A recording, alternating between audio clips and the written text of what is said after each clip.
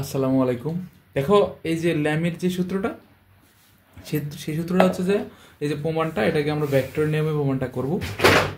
একটু খালি মনোযোগ দিয়ে দেখবা ভেক্টর নিয়মে কি করতেছি। তাহলে তুমি সূত্রটার প্রমাণটা চাইছি কি, ল্যামের সূত্র প্রমাণ করো P of sine alpha Q of sine beta R by sine gamma, এটা তোমাকে প্রমাণ করতে বলছে। বিষয়টা ক্লিয়ার? এবার দেখো ল্যামের সূত্রটা কি বলছে। ল্যামের সূত্র বলছে যদি তিনটি বল একসঙ্গে একটি বিন্দুতে ক্রিয়া করে তখন একটি সমবল ভারসাম্যই থাকে, একটা সমবল ভারসাম্যই থাকে, তবে প্রতিটি বলের মান অন্য দুটি কোণের বিপরীতের সাইনের অনুপাতকে বলে। মানে অন্য দুটি কোণের সাইনের অনুপাতের কথা বলতেছে। এই একটা বল অপর বিপরীত কোণের সাইনের অনুপাতের কথা বলতেছে। যেমন এটি সমতলীয় বল, সমতলে আসে একটা বিন্দু থেকে ফি বল কিউ বল আর বল কাজ করতেছে, এদের মধ্যবর্তী কোণ আলফা বিটা গামা। ঠিক আছে, এই আলফা বিটা গামা। এখন বলতেছে এই কিউ, এই তার যে সূত্রের মধ্যে এই কিউটা অপর যে বলের কোণ আছে, এই অপর যে দুইটা বলের মধ্যে মধ্যবর্তী কোণ আছে, ওই কোণের সাইনের অনুপাত। যেমন দেখো যদি পি হয় তাহলে পি মধ্যবর্তী কোণ কত, সাইন, তার সাইনের সাথে অনুপাত গুণ হয়েছে।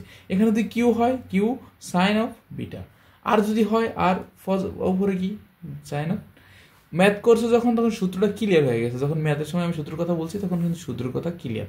এখন এটা প্রমাণটা আসলে কীভাবে করবা, তো তোমাদের বইতে যেভাবে দেওয়া আছে ওইভাবে করার দরকার নাই, তুমি ভেক্টরের নিয়মে এইটার প্রমাণটা করে ফেলবা। তাহলে একটা জাস্ট একটা ডায়াগ্রাম অঙ্কন করলে হয়ে যাবে। সেইটা হলো কি, ভেক্টর ডায়াগ্রাম ফর্মুলা যদি আমরা এখানে ব্যবহার করি তাহলে আমার এর সমাধানটা শিওর মানে অল্পতে হয়ে যাচ্ছে।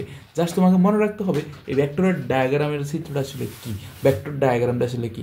ভেক্টর ডায়াগ্রামটা হলো এরকম একটা জিনিস যেটা ভেক্টর ডায়াগ্রামটা বুঝে দিচ্ছে যে তোমার যে সকল ফোর্সগুলো আছে, যা বলগুলো আছে, তাকে তুমি চাইলে ডানে বামে তার অবস্থায় সমান্তরালে ডানে বামে অথবা সামনে পিছনে এই যে টাইনা আনতে পারো বা তাকে একটা ফর্মুলার মধ্যে নিতে পারো, এই ঘটনাকে ভেক্টর ডায়াগ্রাম বলে।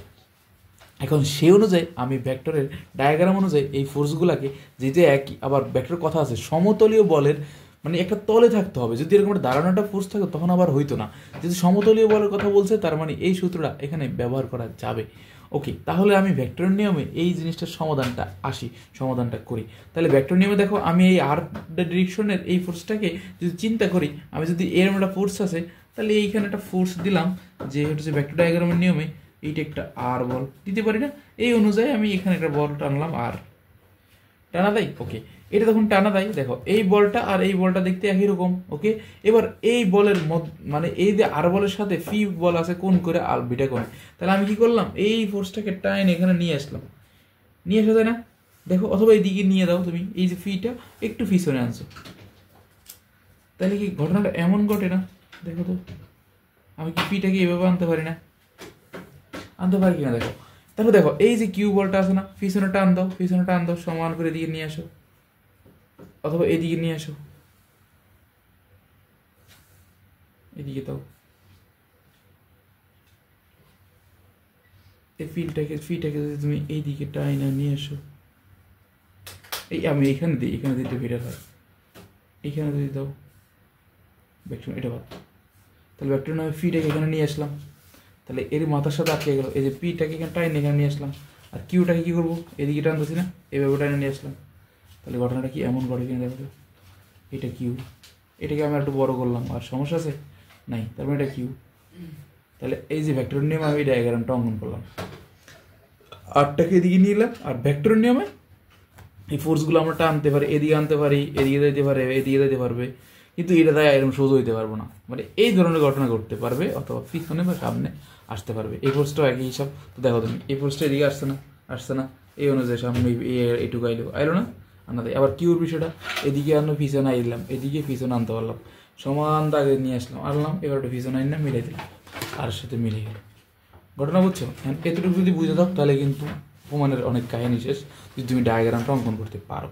তাহলে দেখো এই ডায়াগ্রামের হিসাবটা তুমি দেখো একটা জিনিস, আমি যদি এদিকে এটাকে ডিরেকশনটাকে একটু বাড়াইতে পারি, লম্ব করতে পারি, এরকম করে দাগ দিতে পারি না? দেখো তো, এরকম চিন্তা করতে পারি না যে এরকম অনেক কিছু আছে, আরও সামনে আমি যাইতে পারি, ঠিক আছে, এটা করতে পারি। তাহলে এটা করতে পারলে তাহলে আমি দেখো এখানে একটা কী কোণ আছে, ফি এবং আর এর মধ্যে কোণ আছে কি, বিটা। ফি এবং আর এর মধ্যে দেখো, তাহলে ফি এবং আর এর মধ্যে কোন জায়গার কোনটুকু বিটা হয়, তাহলে কি দেখা দেখি ফি আছে, এই আছে আর ফি আর, আমি বলতে পারি এই কোণটুকু বিটা, এইটুকুর বিপরীত বিপরীত এটা হচ্ছে অনুরূপ কোণ, এটা বলা যায় না? এটাও বিটা বলা যায় কিনা কথা বলো, ক্লিয়ার কথা বলো, বিটা বলা যায় না? ওকে, তাহলে অনুরূপভাবে এখানে আসো, কিউ আর আর এর মধ্যে কোণ কত? কিউ আর আর, কিউ আর কোণ কত? আলফা। তাহলে কিউ আর এই দাগটা কিসের? আর না? তাহলে এই কোণটা কি আলফা হয় কিনা একটু দেখো তো, আলফা। তাহলে এই কোণটা আলফা হলে এই কোণটা কি আলফা হয় কিনা? যেহেতু এটা কিউর দাগ আর এটা আর দাগ, পাইছো? আলফা হয় না? আবার এখানে আসো একই হিসাব, এখানে আছে কিউ আর ফি, কিউ আর ফি এর মধ্যে কি কোণ আছে? ঘামা কোণ। তার মানে এটা যেটা লম্বা করে টানো, আর এদিকে কিউ, এদিকে আছে ফি, তাহলে কি আর ফি এর মধ্যে কি হয়? ঘামা। তাহলে এটা কি ঘামা হয় না? এটুকু ঘামা হলে এটুকু ঘামা। কথা বুঝছো? এখানে যদি বুঝে থাকো তাহলে এইখানে প্রমাণটা শেষ। দেখো এখন আমি যদি পরবর্তীতে চিন্তা করি একটা জিনিস, আমি যদি বলি এখান থেকে এই কোণটুকু সর্বটুকু কোণ কত? 180 ডিগ্রি কিনা? যদি 180 থেকে আমি যদি এই কোণটুকু বের করতে চাই, আমি যদি এই কোণটুকু বের করতে চাই, এই কোণটুকু বের করতে চাই, আর এই কোণটুকু বের করতে চাই, তাহলে তুমি কি বলবা? পুরো 180 থেকে যদি বিটা কোণটা বাদ দিই তাহলে কি এখানে চলে আসে না 180 মাইনাস বিটা, এই কোণটুকুর মান? এখানে আসো, এটাও কি একই হিসাব না? দেখো পুরোটা 180, যদি আলফা কোণ বাদ দিই তাহলে কি এটুকুর পাই না? 180 মাইনাস আলফা। এখানেও আসো, পুরাটুকু যদি 180 হয় এখান থেকে এই পর্যন্ত, তাহলে যদি গামাটা বাদ দিই তাহলে এইটুকুর মান কত হয়? 180 মাইনাস গামা। তিনটা জিনিস দিতে পারো? তিনটা জিনিসটা কোনটা কোথায় হবে? মূলত কোনটা? এই জায়গার কোণ। এখানে মনে করো দিছো কি এই যে 180 মাইনাস, এখানে কোনটা হলো এটা, এখানে কোনটুকু এখানে, এখানে দিতে পারি না? যদি এটা আমি করতে পারি তাহলে এই অনুযায়ী আমার কাজ অর্ধেক শেষ। এবার আমরা এই ডায়াগ্রামটাকে ব্যবহার করব এখানে সাইন রুল অনুযায়ী, ত্রিভুজের, এটা ত্রিভুজ আছে না? 1 2 3 এটা ত্রিভুজ আছে না? এখানে আমরা বসাবো যে সাইন রুল প্রয়োগ করে। সাইন রুলটা কি? সাইন রুল প্রয়োগ করে মানে সাইন রুলটা হচ্ছে এইখানে যেটা যে বাহুটা আছে, এই যে বাহুটা আছে তার বিপরীতে যে কোণটা আছে এইটা একটা সমানুপাতিক, অথবা হচ্ছে যে এই যে কিউটা সাইনের ওপরের সাইনের কোণের সমানুপাতিক বোঝাচ্ছে। যেমন ঘটনাটা এমন, এই পাশে একটা বাহু আছে, এটা কি কিউ, অপর পাশে যে কোণ আছে সেটা সাইন অফ 180 মাইনাস বিটা, এরকম না? এই কিউর বিপরীত কোণ কোনটা? বিটা পাইলাম। আর ফি দেখো, ফি বিপরীত কোণ কোনটা? এটার বিপরীত কোণ এইটা না? তাহলে সাইন অফ 180 মাইনাস আলফা। আর দিকে তাকাও, আর কোথায়? আর এই, তাহলে বিপরীত কোণ কোনটা? এইটা, তাহলে এটা বিপরীত কোণ কত? 180 মাইনাস গামা, 180 মাইনাস গামা। এই জিনিসটা বুঝতে পারছো? এতটুকু বুঝতে শেষ। এইটুকু হওয়ার পরে দেখো তোমরা একটা সূত্র পড়ছো, sine theta, sine 180 minus theta equal to sine theta. এখন দেখো এইরকম কিনা জিনিসটা, সাইন 180 মাইনাস বিটা, তাহলে কি হবে? কিউ অফ শুধু sine beta, P of sine alpha, R of sine gamma. লেখাটা এমন লেখা যায় না? এখানে কি লিখবা? জাস্ট এখানে বুঝাই দেবো যে আমি এই সূত্রটা এখানে প্রয়োগ করে এখান থেকে এটা পাই। তাহলে এখানে দেখো Q of sine beta, P of sine alpha, R of sine gamma, আমার প্রমাণ কি হয়েছে কিনা এটার সাথে প্রমাণটা একটু দেখো মিলছে কিনা। এই হলো প্রমাণ, ঠিক আছে? জাস্ট এখানে প্রমাণ লিখে দেবো, এখানে প্রমাণ। সামুদ্রিকের সূত্রের প্রমাণটা তোমাদেরকে দেখাবো। তো সামুদ্রিকের সূত্রের প্রমাণটা তোমরা যারা হচ্ছে যে ফার্স্ট সেমিস্টার, সেকেন্ড সেমিস্টারে হচ্ছে ফার্স্ট এবং সেকেন্ড সেমিস্টারে ফিজিক্সে পড়ছো, তো আসলে ওই সময় তোমরা মেকানিক্সের বিষয়টা বুঝতো না, বিষয় হচ্ছে যে ফিজিক্সের মতো করেই মুখস্থ করছিলা বা ভাবছিলা। তা আমরা আজকে এই বিষয়টাকে একটু মেকানিক্সের মতো করে ভাববো, আর এটাকে প্রমাণটা মেকানিক্সের মতো করে করে ফেলবো। ওকে, সামান্তরিক বিষয়টা কি? সামান্তরিকের যে সূত্রের কথা বলি, সামান্তরিক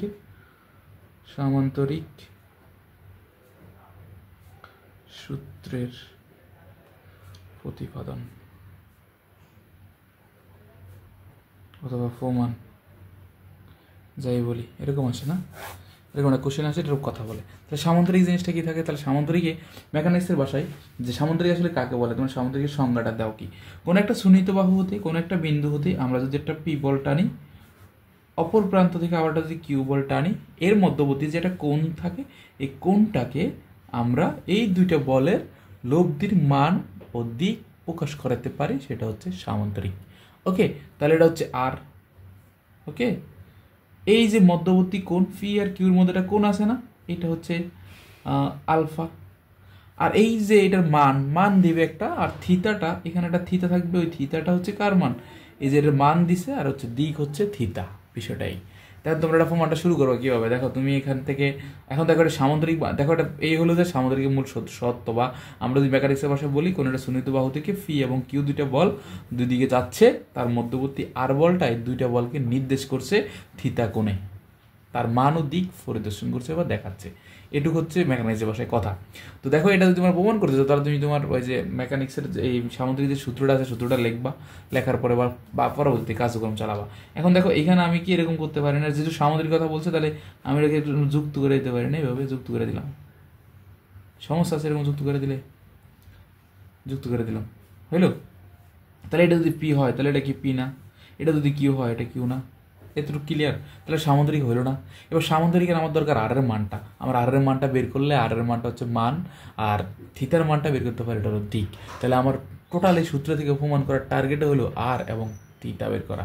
তোমার যে থিওরি লিখবা, এই থিওরিটা তুমি তোমার মনের মতো করে সুন্দর করে মনের মাধুরী মিশিয়ে লিখে দিবা। যেমন এখান থেকে মনে করে এটাকে ধরে নিলা এ বি সি ডি, এবার লেখো যে এ বি সি ডি একটি সামান্তরিক, এটা হচ্ছে প্রমাণ বা অঙ্কন না, অঙ্কন। এ বি সি ডি সামান্তরিক না? ওকে, তাহলে যেখানে এ বি বাহু সমান সমান পি, এডি বাহু সমান সমান কিউ, তাহলে অনুরূপভাবে কি লেখা যায়, ডিসি ইকুয়াল টু ফি এবং সিবি ইকুয়াল টু কিউ, এটুকু লেখা যায়। জাস্ট এটুকু তুমি লেখলা, আর এখানে এসি ইকুয়াল টু আর, এতটুকু তুমি লিখতে পারো। এতটুকু লিখলে তো অনেকগুলো লাইন চলে আসে, এটা একটা বাহু, এটা একটা সুন্নিত বাহু, এগুলো তুমি বাংলায় লিখতে পারো, আমি এখানে লিখে দিলাম, এটুকু লিখলে হবে, অঙ্কনের কাজ হয়ে গেল। এবার একটা দেখো আমি আসলে জিনিসটা বের করবো কি, এখানের এই আর এর ভ্যালুটা, দেখো তো এই আর এর ভ্যালুটা কোনোভাবে বের করা যায় কিনা, এই পাশ যদি চিন্তা করে অথবা এই পাশ যদি চিন্তা করি, তাহলে আর এর মানটা বের করা যায় কিনা, আর এর মানে এখন এইভাবে কোনোভাবে বের করা যাচ্ছে না। তো দেখলাম যে আমি যদি এই যে সি বিন্দু থেকে একটা, এই বি বিন্দু থেকে যদি অতিরিক্ত একটা অংশ টানি, তার উপরে যেটা লম্ব টান দেই, সি বিন্দু একটা লম্ব টান দেই, তাহলে এই বি থেকে মনে করে এটার নাম দিলাম ই, তাহলে বি থেকে ই পর্যন্ত বর্ধিত করলাম, আর এই ই এর উপরে সি বিন্দু থেকে একটা লম্ব আঁকলাম, একটু লেখা দাও যে বি থেকে ই পর্যন্ত বর্ধিত করলাম। হ্যাঁ, সেখানে সি বিন্দু হতে লম্ব অঙ্কন করি। এতটুকু বুঝছো, মানে এই লম্ব অঙ্কন করা পর্যন্ত ঠিকঠাক। এবার দেখো এটা তাহলে এটা লম্বই আঁকতে হবে, এই কোণটা যদি তুমি এবারে বাহুটা এভাবে দাও তাহলে কিন্তু হবে না, এই বরাবর লম্ব আঁকতে হবে, কথা ক্লিয়ার? এইখানে তুমি এদিকে দিলে হবে না, কিন্তু এটার বাহুটাই এরকম কোণ আকারে থাকবে, এইখানে সোজা থাকবে, লম্বা আকারে আসবে, তাহলে সেই কথাটা লম্ব অঙ্কন করি। এ পর্যন্ত ঠিকঠাক, এটা হলাম অতিরিক্ত কাজ। তাহলে আমি যদি বলি এটা কিউ আর এটা ধরো ফি তো যাচ্ছে, এই যে কোণ আর এই যে কোণটা সেটা কি সমান না, এটা আলফা না? কেমনে? এইটা যদি আলফা কোণ হয় তাহলে এটা আলফা কোণ, কারণ কি এইটা এটার অনুরূপ কোণ, তাহলে ঘটনাটা কি এমন কিনা, এটা যদি আলফা হয় তাহলে এটা আলফা, কথা ক্লিয়ার? তাহলে আলফা পাওয়া গেলাম। ওকে, এবার আলফা পাওয়া গেলে আমার এখন এই যে ত্রিভুজের, এটা যদি একটা সমকোণী ত্রিভুজ হয়, এ সি এবং হচ্ছে ই, এটা সমকোণী ত্রিভুজ হয়, সেখান থেকে আমরা সমাধানটা আর এর মানটা সহজে পেয়ে যাব পিথাগোরাসের সূত্র দিয়া। এবার কথা হচ্ছে আমার কাছে এ বির মান আছে আর এই যে বি সির মান নাই, আবার সি এর মান নাই, এই দুটা মান আমরা কিভাবে পাই? মেকানিক্সের ভাষায় খুবই সহজ, এই পয়েন্ট দিয়া কিউ এদিকে কাজ করতেছে না, এই পয়েন্ট থেকে কিউ কাজ করতেছে, তার মানে আমি যদি কিউ আলফা কোণে কাজ করে, এটা যদি চিন্তা করি এটা লম্ব আর এটা ভূমির দিক, তাহলে আমি যদি চিন্তা করি তাহলে কি এই বাহুটুকু পাই না? তাহলে এটা কি হয়, কিউ অফ যার সাথে কোণ তার সাথে কি কস, কিউ কস আলফা। ওকে, তাহলে অপোজিটে কিরা কিউ সাইন আলফা, তার মানে এইখানে বাহুটা আর এইখানে বাহুটা সমান, তার মানে আমি বলতে পারি কিউ অফ সাইন আলফা। পাই গেলাম এই বাহুর আর এই বাহুর মান, এই বাহুর আর এই বাহুর মান পাই গেলাম। এখানে তুমি লিখবা যে হচ্ছে আমরা যে BE equal to Q of cos alpha এবং CE equal to Q of sine alpha. এতটুকু লিখতে পারি। ওকে, এতটুকু লিখার পরে আমার কাজ শেষ অনেকটা। এবার দেখো, তাহলে আমি পিথাগোরাসের সূত্র বসাই। ত্রিভুজ, সমকোণী ত্রিভুজ এ সি ই একটি সমকোণী ত্রিভুজ।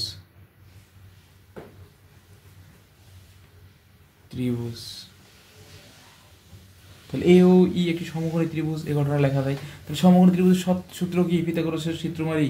পিথাগোরাস থেকে পিথাগোরাসের সূত্র হতে কি লিখতে পারি? যে অতিভুজ স্কোয়ার ইকুয়াল টু ভূমি স্কোয়ার প্লাস লম্ব স্কোয়ার লেখা যায় না? ওকে, তাহলে দেখো এখানে, তাহলে ভূমির মান কত? এ ই, লম্ব কত? ই সি, পাইছো? তাহলে এ আর ইর মান কত? এ বি আর এতটুক মিলিয়ে তো এই হয়েছে নাকি? এটুক আর এটুক মিলিয়ে তো এই টোটালটা এই, তাহলে এতটুকু যোগ এতটুকু মিলায়া তাহলে আমি লিখতে পারি কি সেটা? A B plus A B E square plus E of C, এটুকু লিখতে পারি। পুরোটা উপরে স্কোয়ার আছে না? তাহলে দেখো, এটা যদি এ ধরি, এটা যদি ভি ধরি, এ প্লাস বি হোল স্কোয়ারের সূত্র যায় কিনা? তাহলে এ প্লাস বি হোল স্কোয়ারের সূত্রটা কি? A square plus twice A B plus B square two a two b plus b square equal to BC square. এটা তো আমি আবার বলি, এ স্কোয়ার প্লাস টু, এটা হলো পুরোটা এ, এটা হলো পুরোটা বি, তাহলে two A B equal to B square. A plus B whole স্কোয়ারের সূত্র A square plus twice A B plus B square. আর জাস্ট এখানে ইসিটা, এখানে বি স্কোয়ারটা আসছে বি স্কোয়ার, তাহলে ই বি ইসি স্কোয়ার, এখানে লাস্টে ইসি স্কোয়ার। পাইছো? এই পর্যন্ত ক্লিয়ার? জাস্ট এখানে আমার মানগুলো বসে দাও। তাহলে এবির মান কত আসে দেখো তো? এবির মান আছে কি? P two. এবির মান কত আছে? পি। বি এর মান কত আছে? বি এর মান কত আছে? বি সির মান কত আছে? বিই। আচ্ছা, বি এর মান কত আছে এখানে? বি এর মান হচ্ছে কিউ কস আলফা আর প্লাস বিই, আবার কি বি এর মান কত আছে? Q cos alpha whole square plus ইসির মান কত আছে?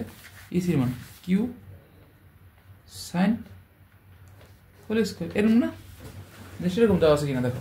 তাহলে এবারে এই লাইন থেকে আমি কি লিখতে পারি? এটাকে এবার লিখতে পারি P square plus two P Q cos alpha plus Q cos square alpha plus Q sine square alpha. কেমনে? এইটার উপর স্কোয়ার থাকা আর এইগুলোর উপর স্কোয়ার থাকা ঘটনা একই। পাইছো? তো এবার দেখো, এই দুইটার মধ্যে কিউ কমন না? আমি চাইলে এখান থেকে কিউ কমন নিতে পারি। P square plus two P Q cos alpha, এখান থেকে কিউটা কমন নিলাম, তাহলে এখানে থাকে cos square alpha plus sine square alpha.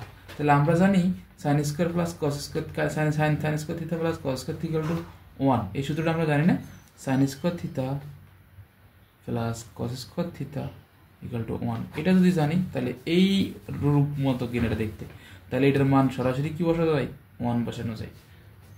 তাইলে দেখো, তাহলে ফি স্কোয়ার থাকে টু ফি কিউ কস আলফা থাকে প্লাস কিউ স্কোয়ার থাকে, এটার সাথে 1 গুণ করলে এটাই থাকে। তাহলে এটার সাথে যদি আমি এখানে গিয়ে আসি, এই যে অতিভুজ কত আছে? এসি স্কোয়ার, তাহলে এসির মান কত আছে টোটালটা? আর স্কোয়ার আর স্কোয়ার আর স্কোয়ার আর স্কোয়ার আর স্কোয়ার আর স্কোয়ার। এবার যদি আটটাকে এবার কাইটা দাও, তাহলে কি আসে? ওয়ানটা কি আসে? কোশ্চেনটা কি আসে দেখো, 8টা যদি গুলো কাইটে দাও আর মানটা দিলাম, এবার 4 আসে। আর মানটা যদি কাইটা দিই, তাহলে আর এখানে দেখো আর 8টা এখানে রেখে দিলাম, তাহলে আর থেকে স্কোয়ারটা পাশে ফাটাই দিই, তাহলে রুট হয়ে যাচ্ছে। সমান সমান ওই পাশে গেলে স্কোয়ার উঠে যায়। P square plus two P Q cos alpha plus Q square. পাইছো? এই পর্যন্ত ঠিকঠাক। তারপর কি পাইছি? এবার মান একটা পাই গেছি, তাহলে আবার দরকার দিক। তাহলে দিক, এটা হলো মান, তাহলে দিক equal to ten theta equal two লম্ব বাই ভূমি, লম্ব বাই ভূমি। এই যে এটার মধ্যে লম্ব কেটা এইটা আর ভূমি কেটা পুরাটা, তাহলে লম্ব হলো ইসি, লম্ব হলো ইসি আর হচ্ছে ভূমি হলো কেটা এই। তাহলে এ এর মান হচ্ছে আবার A B plus B E, আর ইসির মান হচ্ছে কিউ অফ সাইন আলফা। এ বির মান হচ্ছে ফি, ইসি ই বি এর মান হচ্ছে কিউ অফ কস আলফা, উপরে হচ্ছে সাইন আলফা। এতটুকু ঠিকঠাক। এবার টেন থিটা ইকুয়াল টু হলো এটা। তাহলে টেন থিটা ইকুয়াল টু যদি এটা হয়, টেন থিটা ইকুয়াল টু যদি এটা হয়, যদি এটা হয় তাহলে থিটা ইকুয়াল টু কি, টেন যদি এফের চলে যায় ইনভার্স আকারে চলে যাবে, তাহলে sine of alpha phi plus Q cos of alpha. এটা তোমার প্রমাণিত, তাইছো? এটা প্রমাণিত, এখানে এটা প্রমাণিত। দুইটা জায়গা যদি মানতে পারো তাহলে তোমার প্রমাণ শেষ। কথা বুঝছো?